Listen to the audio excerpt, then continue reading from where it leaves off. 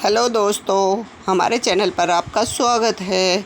आज हम आपको ऐसे कलाकार के बारे में बता रहे हैं जो फिल्म जगत में कम ही होते हैं। दोस्तों, वैसे तो फिल्म जगत में ढेर सारे कलाकार आए और कुछ को प्रसिद्धि मिली और कुछ को नहीं मिली, लेकिन अपने दम पर अपने नाम का डंका बजाने वाले अभिनेता बहुत कम ही हो पाए। आज हम ऐसे ही कलाकार के बारे में बात कर रहे हैं जिसने फिल्म जगत में आने के बाद लीड रोल पाने के लिए काफ़ी ज़्यादा संघर्ष किया और धीरे धीरे ही सही, लेकिन इस अभिनेता ने अपने मुकाम को हासिल किया। उनके दमदार अभिनय के दीवाने तब भी थे और आज भी हैं। दोस्तों, हम बात कर रहे हैं मशहूर अभिनेता और निर्माता रहे विनोद खन्ना जी के बारे में। अपने शानदार अभिनय के दम पर उन्होंने फिल्मी जगत और दर्शकों के बीच में अपनी एक अलग धाक जमाई है, एक अलग पहचान बनाई है।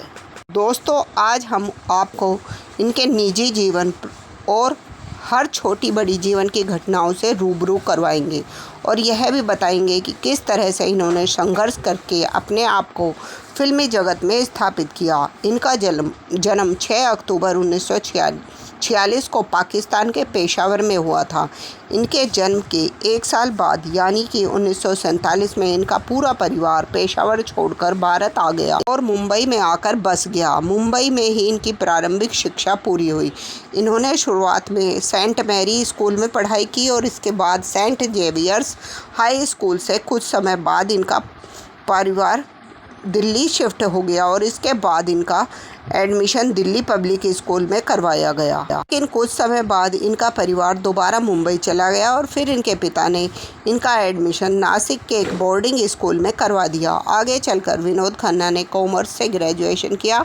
हालांकि इनका मन पढ़ाई लिखाई करने का बिल्कुल भी नहीं था, लेकिन पिता के कहने पर इन्होंने अपना ग्रेजुएशन पूरा किया। पिता की मर्जी के खिलाफ जाकर इन्होंने एक्टिंग करने का फैसला किया। शुरुआत में तो यह थिएटर में एक्टिंग किया करते थे, लेकिन बाद में फिल्मों में एक्टिंग करने का मन बनाया।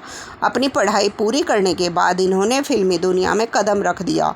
साल 1968 में आई फिल्म मन का मीत में इन्होंने अभिनय किया। यह उनके कैरियर की पहली फिल्म मानी जाती है।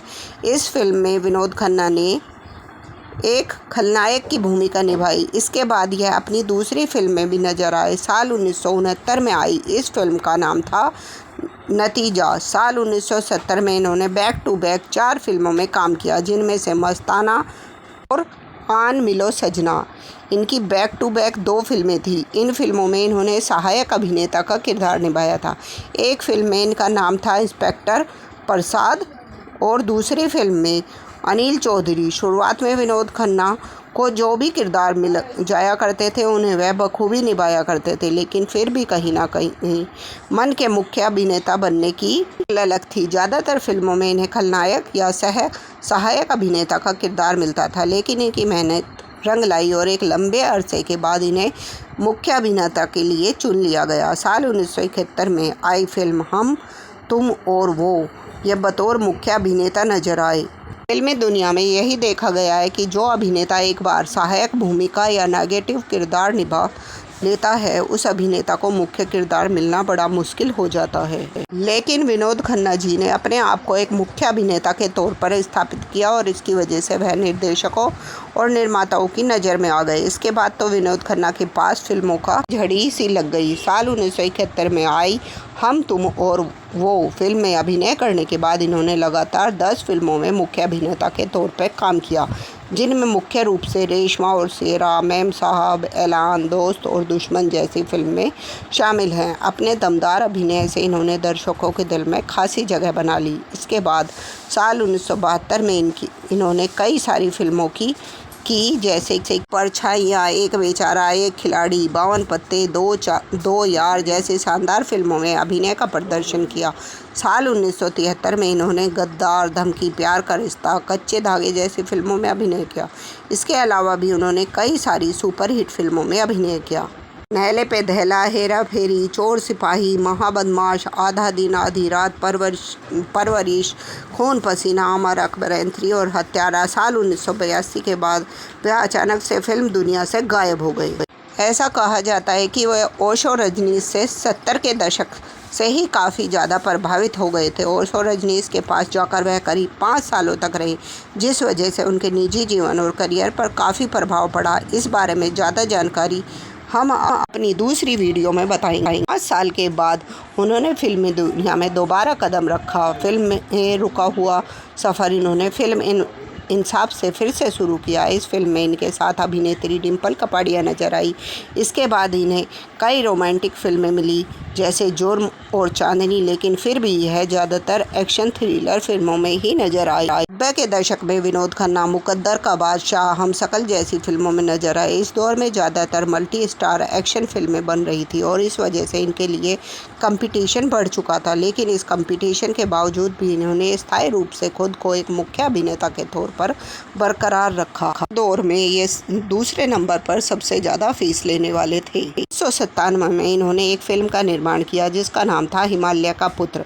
एक इंटरव्यू के दौरान विनोद खन्ना ने कहा था कि उनके पिता ने कभी भी उनके निर्णय का समर्थन नहीं किया। अब उन्होंने अपने पिता से यह बात कही कि वह एक अभिनेता बनना चाहते हैं, तो इनके पिता ने उन पर बंदूक तान दी और उस वक्त कहा कि अगर तुम मेरे फैसले के खिलाफ जाओगे तो यह तुम्हारा आखिरी दिन होगा। लेकिन उसी बीच इनकी मां ने आकर सब कुछ संभाल लिया। तब इनके पिता ने कहा था कि 2 साल के अंदर अगर यह खुद को स्थापित नहीं कर पाता है तो वापस आकर फैमिली बिजनेस संभालेगा। मेरे प्यारे दोस्तों, ऐसा सभी की ज़िंदगी में होता है, चाहे वह कितना बड़ा आदमी क्यों ना बन जाए। अपने फिल्मी करियर के दौरान यह 2 बार विवादों में भी घिरे। साल 1988 में आई फिल्म दयावान में माधुरी दीक्षित के साथ रोमांटिक सीन्स को लेकर हुए आलोचना झेलनी पड़ी, क्योंकि इस फिल्म में यह माधुरी दीक्षित से 20 साल बड़े थे। दूसरी घटना 1992 की है, जब महेश भट्ट की एक फिल्म प्रेम धर्म की शूटिंग चल रही थी।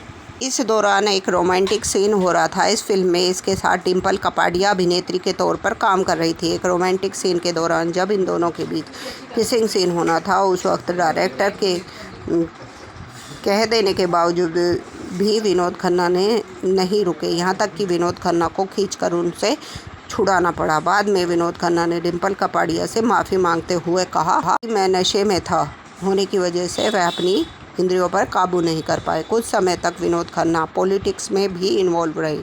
साल 1997 में ये राजनीति में शामिल हुए और भारतीय जनता पार्टी को ज्वाइन किया। 1988 के लोकसभा चुनाव में गुरदासपुर से चुने भी गए। अगर विनोद खन्ना जी की निजी ज़िंदगी के बारे में बात करें तो इन्होंने अपने जीवन में 2 शादियाँ की। थिएटर में एक्टिंग के दौरान ही इन्हें अपनी पहली पत्नी गीतांजलि से प्यार हो गया। इसके बाद दोनों ने शादी करने का फैसला किया और साल 1971 में दोनों ने शादी भी कर ली। हालांकि साल 1985 में दोनों का तलाक हो गया। इसके पीछे का कारण बताया जाता है कि विनोद खन्ना शो रजनीश से काफ़ी ज़्यादा प्रभावित हो गए और साल 1982 में वह एक्टिंग की दुनिया से संन्यास लेकर ओशो के पास अमेरिका चले गए। वहां जाकर वह ओशो के अनुयायी बन गए। 1990 में इन्होंने दूसरी शादी की जिसका नाम था कविता और एक बिजनेस वूमेन थी। विनोद खन्ना के 4 बच्चे हैं। पहली पत्नी से 2 बच्चे, दूसरी पत्नी से भी 2 बच्चे, राहुल खन्ना और अक्षय खन्ना। ये दोनों ही उनकी पहली पत्नी गीतांजलि से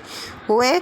दोनों ही फिल्म अभिनेता है। साक्षी खन्ना और श्रद्धा खन्ना इनकी दूसरी पत्नी से हुई बेटियां हैं। साक्षी खन्ना एक फिल्म प्रोड्यूसर है। हमने खन्ना की मां का नाम कमला खन्ना और विनोद खन्ना के भाई का नाम प्रमोद खन्ना है।